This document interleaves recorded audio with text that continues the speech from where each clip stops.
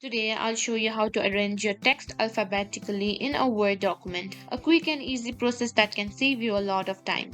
Let's get started. First, open your Word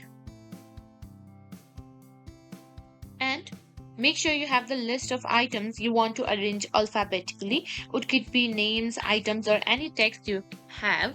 For example,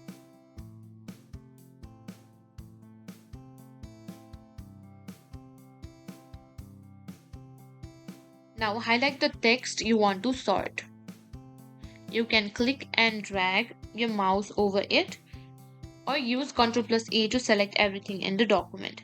Now go to the Home tab and look for the paragraph. Click on the Sort button. It looks like an A above a G with an arrow, like this. A dialog box will appear. Here you can choose how you want to sort your text. For most cases, you'll want to select text under the Sort by option,